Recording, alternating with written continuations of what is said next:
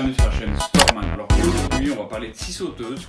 On va faire l'entretien d'une scie sauteuse, on va la démonter, on va l'entretenir, je vais t'expliquer les différents composants, je vais t'expliquer comment que ça fonctionne. Je vais la nettoyer, je vais te montrer comment est-ce qu'on l'entretient, à quoi il faut faire attention. On va la démonter gentiment, patiemment sur mon atelier. Et c'est parti!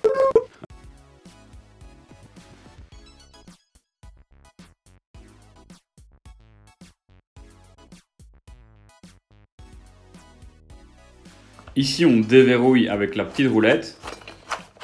On dévisse gentiment, pacifiquement. Yeah.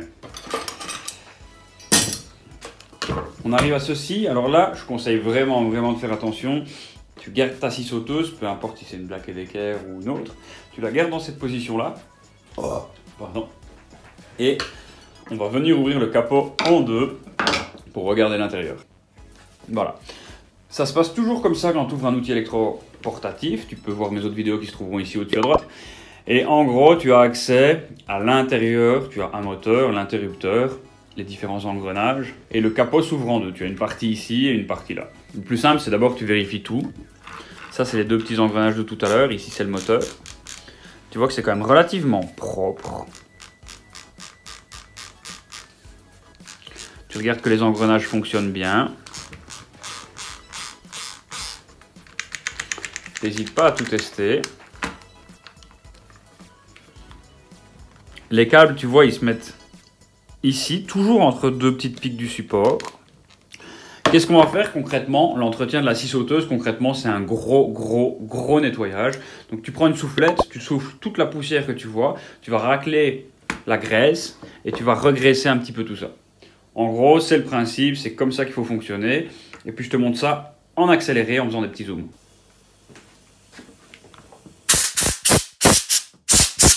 T'as vu la poussière qui sort de là?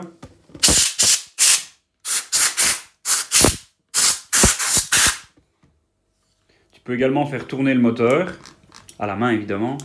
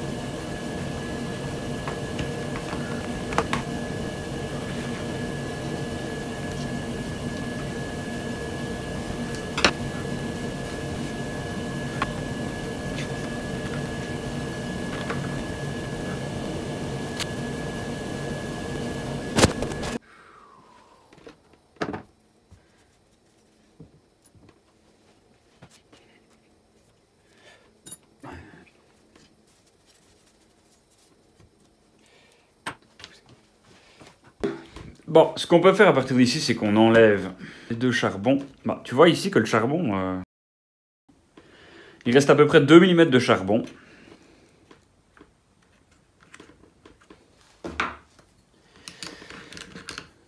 Même chose pour celui-ci.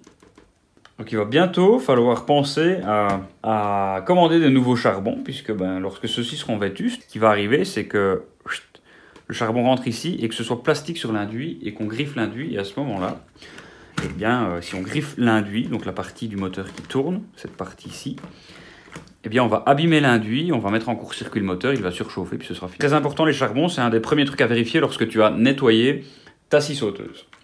Donc là, ce qu'on va faire, on peut également nettoyer l'induit. Tu vas voir, on prend un tout petit papier à poncer, je te montre tout de suite, et tu nettoies l'induit en ponçant et en faisant tourner le moteur.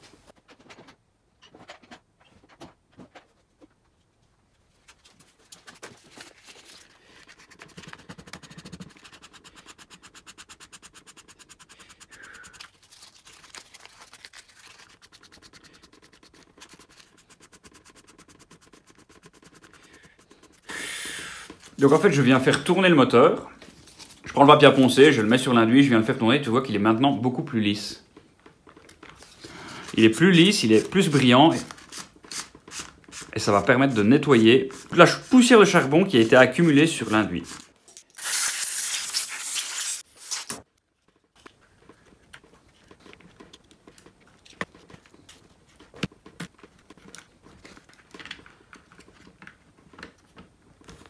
On peut également, pourquoi pas, soulever cette partie-ci. Je ne vais pas démonter complètement le moteur, mais soulever cette partie-ci, faire tourner le roulement. Le nettoyer.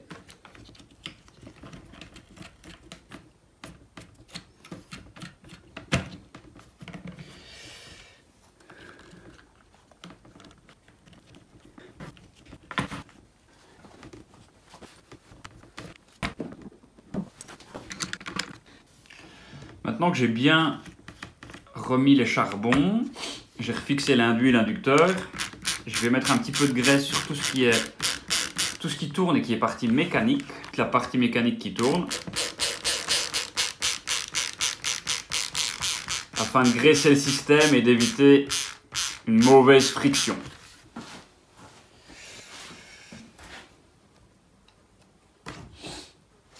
Bon, je mets un petit peu de graisse et puis je fais tourner. Je fais tourner tout le mécanisme.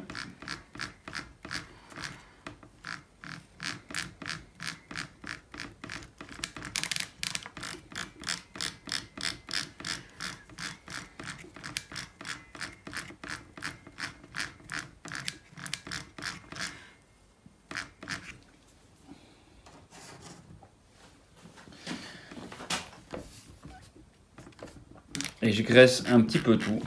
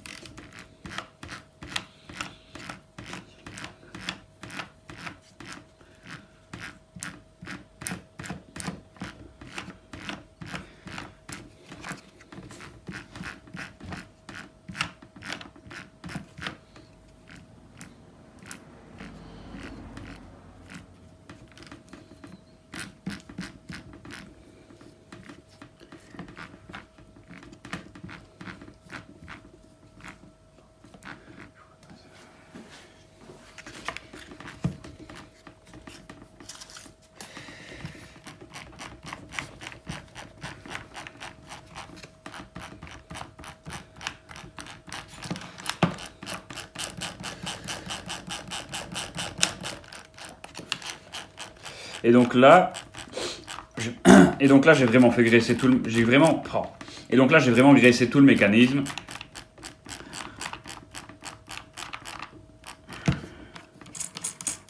Ici, je vais mettre du WD-40.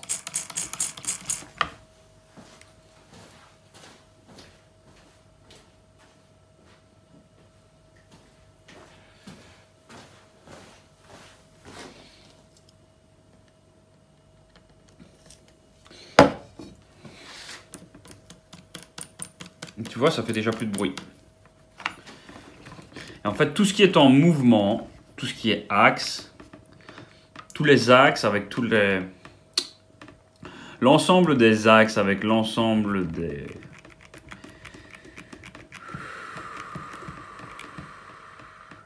Avec l'ensemble des ouvertures, tout ce qui est en mouvement, tu peux venir ou le graisser, ou le huiler. Sauf le roulement, parce que c'est un roulement qui est fermé, tu vois, la cage ici est fermée, tu ne vois pas les billes, donc il est déjà graissé d'office.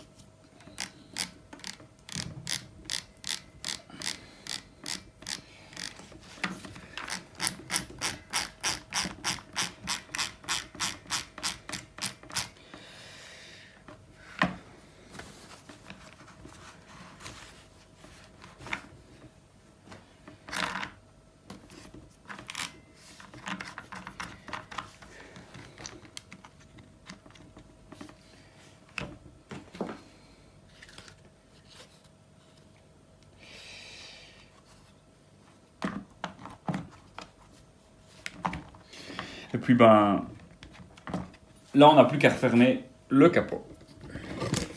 Hop. On vient gentiment refermer le capot. Alors avant on vérifie que les câbles soient bien mis. Tu vois, celui-ci il est mal mis. Hop, il va là dans le fond. Celui-ci aussi. On vérifie que les charbons soient bien mis. Tout doit être bien mis, bien dans son socle. Alors les parties en plastique, tu n'as pas besoin de les graisser, ça sert à rien. Et tu viens gentiment lui remettre le capot. Tu commences par remettre ici, ça va permettre de le centrer. Et normalement, si tes câbles sont bien mis, tu n'as pas besoin de forcer. Tu appuies légèrement et tout le capot se ferme déjà convenablement sans que tu aies la moindre ouverture. Et ça, c'est uniquement si tout est bien mis. Si c'est pas bien mis, ben, ça va pas fonctionner. Alors tu viens simplement remonter dans le sens inverse dans lequel tu as démonté ta scie.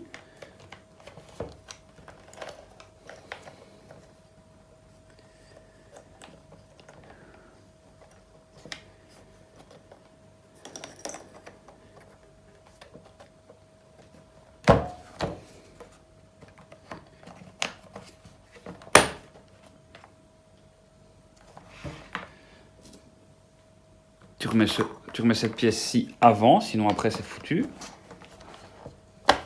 Voilà.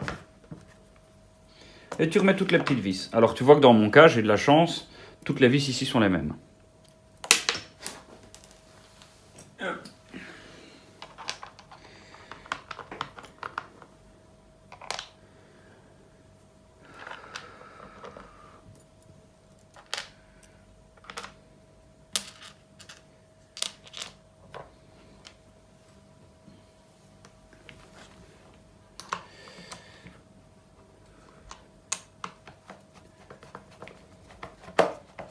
Alors là, comme je t'ai déjà expliqué plein de fois, d'abord ici on met toutes les vis contre le capot pour que le capot soit bien aligné et seulement après on vient les serrer.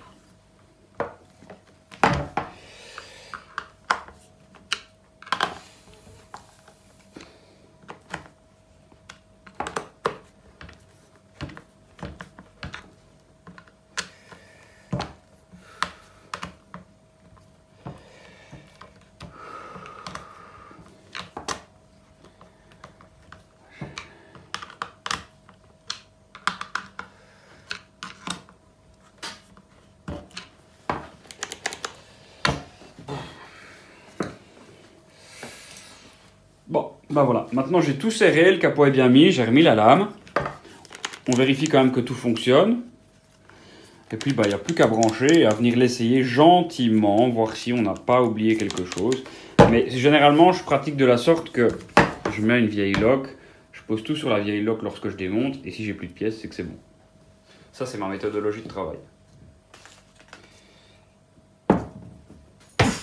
Là-dessus, tu vois qu'on a démonté la scie sauteuse, qu'on l'a nettoyée, on a fait attention à tout. Si je peux te donner un conseil, c'est juste d'observer ta scie sauteuse. Si elle a un problème, tu la testes avant, tu identifies le problème, tu la démontes, tu vois que c'est pas compliqué, il faut un tournevis en croix, un peu de jugeote, une soufflette, et encore si tu n'en as pas, tu peux acheter des bombes aérosols qui sont déjà gonflées avec de l'air.